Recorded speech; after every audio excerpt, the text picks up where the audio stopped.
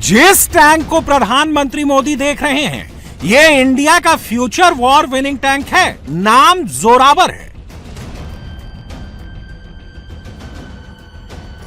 Zorawar tank के सामने जो पोस्टर लगा है, उसमें लिखा है हर काम देश के नाम। जोरावर का काम ऐसा है जिसको पूरा देश सलाम करता है। 45 डिग्री की खड़ी चढ़ाई भी जोरावर को रोक नहीं सकती है।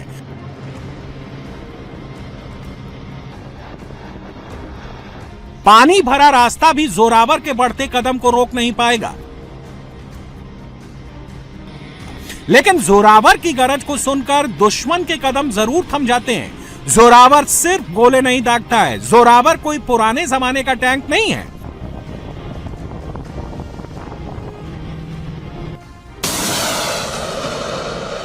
बल्कि जोरावर से मिसाइल भी लॉन्च कर सकते हैं। Zorawar anti tank missile fire कर सकता है। जोरावर भारत का पहला टैंक है जिसको माउंटेन वॉर के लिए स्पेशली बनाया गया है। लद्दाख के पहाड़ हो या कश्मीर की ऊंचाई, जोरावर हर जंग के लिए तैयार है।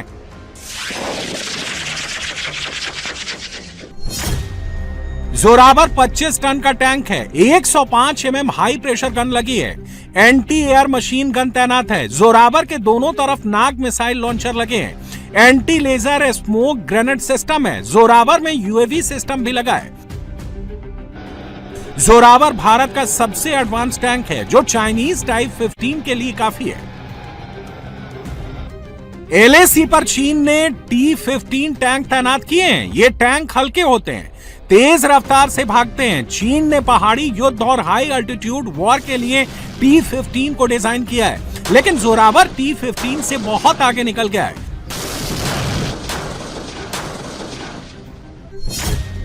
जोरावर का वजन 25 टन है, जबकि T-15 का वजन 33 टन है। जोरावर में सबसे एडवांस वेपन सिस्टम है। T-15 से मिसाइल लॉन्च नहीं हो सकती है।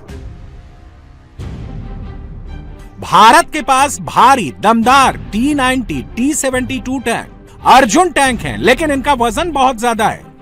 लद्दाख जैसे इलाकों में इनका वजन इनको स्लो बना देता है, चढ़ाई में धीमा कर देता है। जबकि जोरावर टैंक को चिनूक हेलीकॉप्टर से एक जगह से दूसरी जगह मिनटों में पहुंचा सकते हैं। LOC हो या LAC, जोरावर बहुत दमदार साबित होगा। दुनिया में सिर्फ 8 देशों के पास लाइट टैंक बनाने की काबिलियत है, जिसमें भारत भी है। भारतीय सेना में करीब 400 जोरावर टैंक शामिल होंगे। जोरावर टैंक में एक ऐसी लेटेस्ट टेक्नोलॉजी का इस्तेमाल किया गया है जो इसको दुनिया का सबसे खतरनाक टैंक बनाता है। किसी भी टैंक के सबसे ऊपरी हिस्से में तोप लगी होती है जिससे गोले निकलते हैं। तोप वाले हिस्से में 2 से 3 क्रू मेंबर बैठते हैं जो गन को ऑपरेट करते हैं। हर फायर में टैंक के अंदर गोले को अपलोड किया जाता है। इसकी वजह से टैंक का ऊपरी हिस्सा सबसे बड़ा होता है और सबसे नाजुक भी, क्योंकि यहां पर हमला होते ही क्रू मेंबर का बचना मुश्किल होता है। लेकिन हिंदुस्तान के साथ अब ऐसा नहीं होगा। प्रधानमंत्री मोदी जिस हथियार को देख रहे हैं, इसको कहते हैं अनमैन टर्रेट, यानी टैंक का ऊपरी हिस्सा जो फुली ऑटोमेटिक होगा। इस टेक्नोलॉजी को टैंक की सबसे एडवांस टेक्नोलॉजी कहते हैं। इंडियन टैंक जैसे जोरावर में अनमैन टर्रेट लगेगा। सिंपल शब्दों में कहें तो जोरावर की तोप को क्रू मेंबर्स ऑपरेट नहीं करेंगे, बल्कि ये फुली ऑटोमेटिक होगा। अनमैन टर्रेट को AI से भी लैस किया जा रहा है, जो टैंक को और भी ज्यादा घातक बना देगा। दुनिया के 7 देशों के पास अनमैन टर्रेट टेक्नोलॉजी है। भारतीय सेना के टैंक और भी ज्यादा खतरनाक हो जाएंगे। जवानों की सुरक्षा और ज्यादा बढ़ जाएगी। मोदी जिन हथियारों को देख रहे हैं, ये भविष्य के युद्ध में इस्तेमाल होंगे। जिन गन्स के पास नरेंद्र मोदी खड़े हैं, जिनके बारे में मोदी को समझाया जा रहा है, ये करती क्या है, पहले उसका एक ट्रेलर देखिए। इस वेपन को बोलते हैं क्लोज इन वेपन सिस्टम, जो आमतौर पर नेवी के जंगी जहाजों पर तैनात रही है। यह फायरिंग वेपन सिस्टम 1 मिनट में सैकड़ों से लेकर हजारों गोलियां दाग सकता है। ड्रोन, मिसाइल, हेलीकॉप्टर, प्लेन, किसी भी खतरे को खत्म करने के लिए काफी है।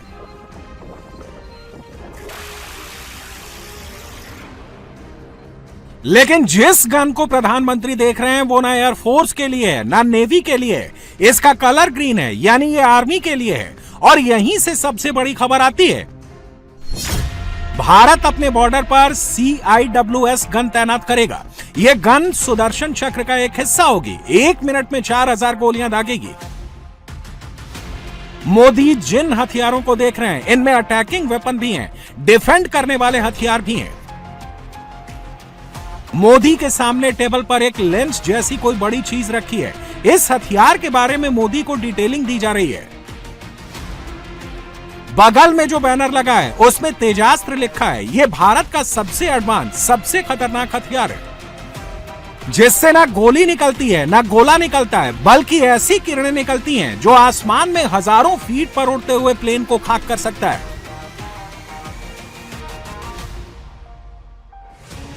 यह भारत का डायरेक्टेड एनर्जी वेपन तेजास्त्र है, जो फ्यूचर वॉर का सबसे अहम शस्त्र है। तेजास्त्र को बॉर्डर पर तैनात किया जाएगा, हर जरूरी इमारतों के पास तैनात किया जाएगा। अगर दुश्मन ड्रोन या मिसाइल से हमला करता है तो तेजास्त्र उसको आसमान में ही नष्ट कर देगा। तेजास्त्र जैसी डायरेक्टेड एनर्जी वेपन तकनीक इलेक्ट्रोमैग्नेटिक ऊर्जा पर काम करती है। DRDO ने खुद इसको बनाया है। तेजास्त्र में लगे रेडार 360 डिग्री ट्रैक करते हैं। इसमें लगे इलेक्ट्रो ऑप्टिकल इंफ्रारेड सेंसर आसमान में उड़ती हर चीज को पकड़ सकते हैं। तेजास्त्र की लेजर बीम 3000 किलोमीटर प्रति सेकंड की गति से निकलती है। तेजास्त्र से ना कोई आवाज होती है ना धुआं निकलता है। यह तकनीक आधुनिक युद्ध में स्वार्म ड्रोन्स को पलक झपकते ही हवा में नष्ट करने के लिए सबसे काम की है।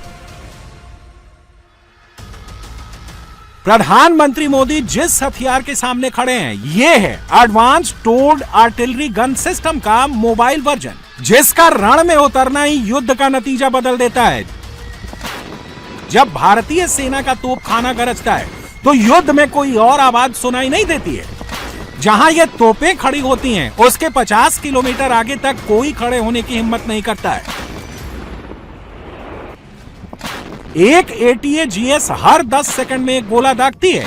सेना में इसे अमोघ नाम दिया गया है, यानी अचूक, जिसका निशाना कभी नहीं चूकता है। ATA-GS तो पूरी तरह से स्वदेशी है। इसकी रेंज 50 किलोमीटर तक है। इसकी सबसे बड़ी खूबी इसका शूट एंड स्कूट है। ATA-GS ट्रक के साथ 80 किलोमीटर प्रति घंटे की रफ्तार से चल सकता है। मैदान और पहाड़ दोनों जगह पर जबरदस्त इंपैक्ट है। जब भारत की सारी आर्टिलरी तोपें एक साथ खड़ी होकर फायर करती हैं, तो युद्ध में कुछ ऐसा अद्भुत नजारा होता है।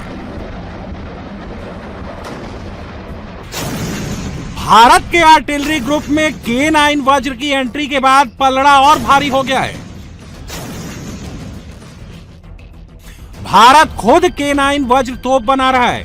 इसका प्रोडक्शन बहुत तेजी से हो रहा है। यह मोदी ने खुद अपनी आंखों से देखा। K9 वज्र ऐसी तोप है जिसमें पहिए लगे हैं, जो खुद दौड़ सकती है, गोले दागकर सेकंड्स में अपनी लोकेशन बदल सकती है। जब भारतीय सेना बॉर्डर पार करेगी तो K9 वज्र ही सेना को कवर फायर देगी। K9 वज्र का सबसे अहम रोल खुले मैदानों वाले जंग में होगा, जैसे राजस्थान, लद्दाख, जहां पर टैंक रेजिमेंट बॉर्डर पार करके दुश्मन पर हल्ला बोलेगी। K9 वज्र की फायरिंग रेंज 54 किलोमीटर है। 15 सेकंड में 3 गोले दागने की क्षमता है। स्पीड 70 किलोमीटर प्रति घंटे है। भारतीय सेना में 100 K9 वज्र शामिल हो चुकी है। टोटल 400 K9 वज्र को शामिल किया जाएगा। दुनिया का इकलौता हिंदुस्तान ऐसा देश है जिसके बॉर्डर में रेगिस्तान चुनौती देता है, पहाड़ इम्तिहान लेते हैं, घने जंगल परीक्षा लेते हैं, दलदली रास्तों का चैलेंज होता है और हजारों किलोमीटर का समंदर है। हिंदुस्तान के एक तरफ पाकिस्तान, एक तरफ चीन है। ऐसे में भारतीय सेना को ऐसी मिलिट्री व्हीकल की जरूरत थी जो पहाड़, रेगिस्तान और पानी तीनों चुनौती का सामना कर सके, जिसका जवाब है AATV सिंधु आर्म्ड व्हीकल, जो बर्फ में चल सकता है, पहाड़ियों पर चढ़ सकता है, पानी भी इसको रोक नहीं सकता है। इसका टेक्निकल नेम है BVS-10। दुनिया के चुनिंदा देशों के पास यह आर्मर्ड व्हीकल है और अब भारत खुद AATV सिंधु आर्मर्ड व्हीकल तैयार कर रहा है। ये गाड़ी 70 किलोमीटर की रफ्तार से कैसे भी रास्तों पर चल सकती है। अपने साथ 5 टन के वेपन कैरी कर सकती है। इस गाड़ी के 2 हिस्से होते हैं, एक आगे जिसमें इंजन होता है, पीछे वाले में सैनिक और सामान होता है। आगे वाले हिस्से में 4 सैनिक आ सकते हैं, जबकि गाड़ी के पीछे वाले हिस्से में 8 सैनिक बैठ सकते हैं। युद्ध के वक्त में दुश्मन के हमलों के बीच में यह गाड़ी बहुत अहम रोल अदा करती है। अब भारत खुद AATV सिंधु को बना रहा है। यह टेक्नोलॉजी ना पाकिस्तान के पास है और ना चीन के पास ऐसी आर्मर्ड व्हीकल है। जब प्रधानमंत्री मोदी नए हथियारों का निरीक्षण कर रहे थे तो वहां पर एक ड्रोन जैसा कोई हथियार रखा था जिसमें लिखा था तीर। ये ड्रोन नहीं है, ये ऐसा अस्त्र है जिसको बनाकर हिंदुस्तान ने साबित कर दिया कि उसके पास दुनिया के बेस्ट ब्रेन है। तीर जैसे फ्लाइंग ऑब्जेक्ट ये है। इसका नाम है बैंशी। यह इंग्लैंड का मिलिट्री टेस्टिंग फ्लाइंग ऑब्जेक्ट है। जब कोई देश मिसाइल बनाता है, ड्रोन बनाता है, तो उसकी टेस्टिंग इन्हीं फ्लाइंग ऑब्जेक्ट से होती है। मिसाइल इन्हीं को हिट करके अपना इम्तिहान देती है। भारत अभी तक मिसाइल टेस्टिंग के लिए इंग्लैंड से बैंशी खरीदता था, जो काफी महंगे भी थे। तीर से मिसाइल ड्रोन टेस्टिंग भी हो सकती है। इसके अलावा इसमें जो नई टेक्नोलॉजी DRDO आजमा रही है वो एयर वॉर का रुख ही बदल देगी। तीर की रफ्तार 500 किलोमीटर है और इसमें ऐसा सिस्टम लगाया जा रहा है जो फाइटर जेट्स वाले सिग्नल छोड़ेगा, यानी दुश्मन को लगेगा कि वो प्लेन पर हमला कर रहा है और वो अपनी लोकेशन डिस्क्लोज कर देगा। हिंदुस्तान अगला राउंड मेड इन इंडिया हथियारों के साथ लड़ने और जीतने के लिए तैयार